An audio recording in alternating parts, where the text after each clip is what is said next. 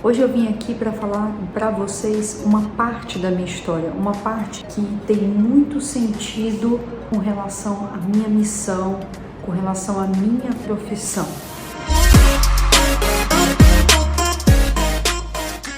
O que eu vim falar hoje foi sobre mim, sobre a minha caminhada. Tudo começou quando eu fui fazer residência de endocrinologia. E durante a residência a gente tem bem embasado essa formação do conhecimento técnico-científico. Então você fica sabendo de todas as medicações, quando que você vai utilizar, as indicações para todos os tratamentos, inclusive da obesidade. Mas na época que eu fiz a residência, eu vi que a obesidade, não que não tenha isso hoje, mas era mais antes. Antes a obesidade ficava à margem, não era uma preocupação. A maioria dos profissionais, principalmente os não endocrinologistas, vinham até com um olhar não tão bonito para aquela doença, como se fosse uma falha do paciente. Após a residência de endocrinologia, eu fiz um fellow em osteometabolismo e o mestrado na USP Ribeirão. Esse meu fellow foi por uma área da endocrinologia que é distante da obesidade, mas a amostra que a gente estudou no meu mestrado foi a população de cirurgia bariátrica. E a gente tinha o grupo controle, que eram pessoas que não tinham obesidade, e outro grupo que era um grupo de pacientes que sofriam de obesidade, mas não tinham feito a cirurgia bariátrica. E nesse momento começou o meu confronto com essa doença crônica. Eu vou falar confronto, essa palavra é bem forte, porque é assim que eu me via no meu dia a dia do consultório. Então eu fiquei mais envolvida com relação à patologia da obesidade, todas as alterações hormonais intestinais, de neurotransmissores envolvidas, e também no pós-bariátrica. Como todos os dados que a gente tem na ciência, pós-bariátrica também não tem a solução. Inclusive, foi uma dificuldade para fechar o trabalho, porque os pacientes que eu avaliava do segundo ano e do quinto ano pós-bariátrica, e eles tinham que, um dos exames que eles tinham que fazer não podia ter mais que 120 quilos, e muitos deles no quinto ano já tinham mais de 120 quilos. Então isso é algo assim frustrante para o médico que confronta a obesidade. E depois do fellow, mestrado, eu voltei para Rondônia. E como eu vejo, isso é uma angústia de todo endocrinologista quando inicia a sua caminhada no consultório. Então no consultório eu via assim 80% obesidade. E os 20% eram as demais patologias da endocrinologia, totalmente diferente de como que é a residência de endocrinologia, que a gente vê mais das outras patologias. Eu acho até bom, porque são doenças raras e que dificilmente a gente vai entrar em contato depois se não for no hospital escola, mas sempre fica faltando. E aí eu vou voltar nessa palavra, essa palavra que é o confronto. Como eu me confrontava, entrava numa luta e me abatia em cada consulta.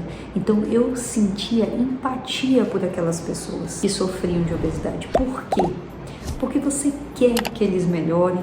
Nós, como médicos, sabemos. Eu posso ficar aqui meia hora falando sobre as motivações que eu tenho para os pacientes emagrecerem, porque eles vão ter benefícios na sua saúde cardiovascular, redução de câncer, enfim, tudo que está todo mundo careca de saber. Mas eu não conseguia resgatar, tirar isso dos pacientes, e isso ficava num confronto, era um confronto. Toda consulta eu estava ali entregue para poder auxiliar, mas eu sentia sempre aquele confronto, porque o médico tem um reflexo de consertar as coisas. Você começa a sugerir: que tal você fazer isso? Que tal você fazer aquilo? Isso para o comportamento humano, na mesma hora o paciente entra no outro polo, no polo de ambivalência. Ele se coloca contra aquilo que você está falando. Mas no fundo, esse reflexo de consertar as coisas é uma boa intenção, a gente quer ajudar, só que não é efetivo no comportamento humano. E foi daí, desse momento, que eu comecei a ver que eu precisava mudar, mas eu não sabia como. Eu sabia que tinha algo diferente, eu sabia que tinha que mudar, mas eu não sabia o que e sempre ficava para depois. Eu tinha bons resultados, mas ainda não era aquilo que eu sonhava.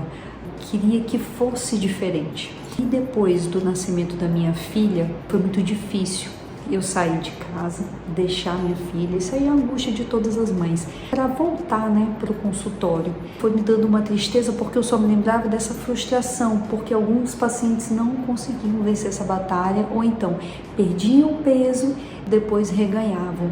E isso entristece a gente. E eu falei, nossa, como que eu vou sair de casa, deixar minha filha e vivenciar esse cansaço todo dia? Então, desde antes da minha filha nascer, já na gestação, eu comecei a estudar terapia cognitiva comportamental. Participei de uma mentoria em grupo, de curso de capacitação, que eu tenho até a agradecer a doutora Marília Cardoso. Tudo fez diferença. Por quê? Porque a gente não tem como separar essa doença crônica, a obesidade, a gente não tem como separar esse conhecimento técnico do conhecimento do comportamento humano. Eu vejo que nós precisamos ter uma real empatia, não é uma empatia falsa, não existe isso. Não tem como você motivar um paciente se você realmente não olhar a dor dele. Mas existem técnicas para você evocar essa motivação. E a partir desse momento, desde que eu voltei, nesse pós-gestação, no período de licença maternidade, tudo foi diferente. E todas as minhas relações humanas tem se transformado, mas primeiro porque eu busquei a minha transformação como ser humano. É difícil você mudar o comportamento do outro sem mudar o seu. E hoje em dia a minha consulta é uma realização imensa na minha vida. Isso é algo claro para as pessoas que estão próximas de mim, do meu esposo, da minha mãe. Hoje a minha consulta é como uma dança. Eu conduzo essa dança, mas conforme as experiências que o paciente coloca aqui nesse consultório. Então é isso. Eu queria falar essa parte dessa minha história, que é muito mais do que um currículo, mas essa parte dessa emoção, e falar que eu estou aqui de coração aberto para esse crescimento, tanto o crescimento científico, mas o crescimento como ser humano, e que isso tem expandido para todas as áreas da minha vida. Que vocês tiverem de dúvidas, eu me coloco à disposição. Esse vídeo é para a gente dar continuidade, mas de uma nova etapa, vocês sabendo dessa minha jornada de autoconhecimento e de conhecimento do ser humano, essa minha busca que transformou o meu caminhar. E eu quero deixar aqui para vocês qual é a minha missão. Tudo isso começou quando eu parei para pensar: por que eu tô aqui? Por que eu fiz endócrino? Por que eu quero modificar a realidade dessa doença, em especial no meu estado, que a obesidade tem crescido tanto? E qual que é a minha missão? A minha missão é incentivar as pessoas a se superarem.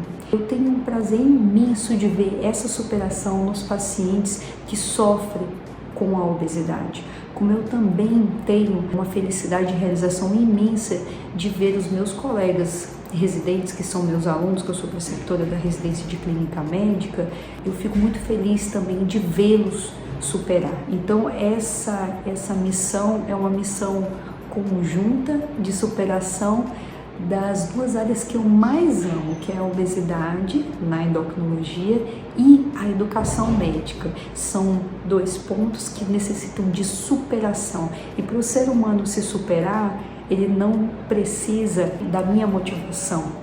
Ele precisa que a motivação dele seja evocada. E cada dia mais eu me movo nessa dança em respeito ao próximo, mas na melhoria do próximo. Então é isso, gente. Tudo de maravilhoso para vocês. E chamo vocês para caminhar nessa jornada de autoconhecimento.